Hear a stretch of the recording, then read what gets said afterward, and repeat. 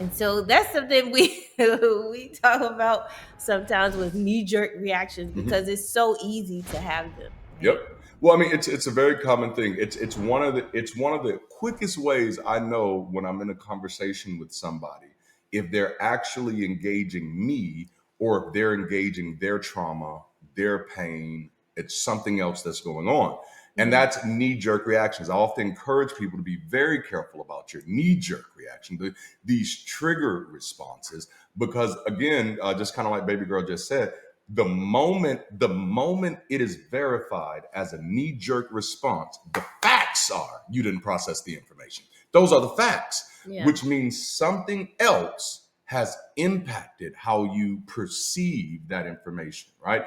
And so I used to tell people, even when I was a pastor, I think I shared this with y'all in one of the conversations when we were in the last series, that there became a time, because I used to be known, I know, charismatic. What can I say?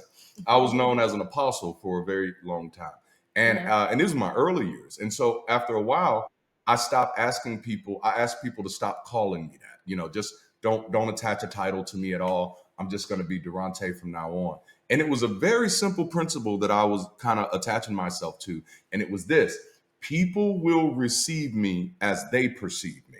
Yeah. It does not matter how I label myself. It does Yeah. not matter what For sure. title I'm wearing or not wearing. People will receive me based on their ability to perceive me. Their Yeah. perception of me will determine their reception of me, right? That's So good. now, like, once I start, and it still took me some years to wrestle with that, but once I really got to a place where I was really comfortable understanding that, guess what I got unbothered by? Whether or not other Whether people the receive me. see It just I mean, it yeah. literally, it no longer matters to me. Like, and you've kind of seen me do it more so over the past 5 years, where I detach from people who don't value Yeah. me. I detach, Quickly. like, real quick. I tell people I'm gonna pull out king of the world, bro. I'm gonna pull out champ. No, if I'm going to be here, that there has to be some sense of value. I have to know that you can perceive me appropriately. You know Yeah. what I'm saying? Yeah. That's good stuff, That right? is good. All right. So that was how our perception impacts our reception. How you perceive people is how you receive people, which means we need to be very careful about how we perceive people. Yeah. We need to become, like, at least me, we need to become. I love that. And go. Damn, you just took me to Bagger Vance, man. Why did you do that, Captain Deadpool? Deadpool. I said Deadpool. Captain Deadpool, why did you do Yeah. that? You took me to Bagger Vance. God damn you. Oh no. So we're talking a little bit about how perception can impact your reception of others, how you perceive Good. them. Mhm. But now, since we're having this conversation, understanding that my perception may not always be primarily dominated. Oh, this is good, by my reception. So Yeah. check this out. I said you receive people the way you perceive people, but the Uh-huh. way you perceive people may not be based on what you received from them. And so watch this. Somebody could have Okay. came and said something to you that was actually harmless. But because you have these issues, you've had some things that you've been through, some things that you've survived, you interpreted what you've heard Yeah. through where you've been. And so That's now your good. perception Yeah. of them is not even based on what they said, it's based on what you felt.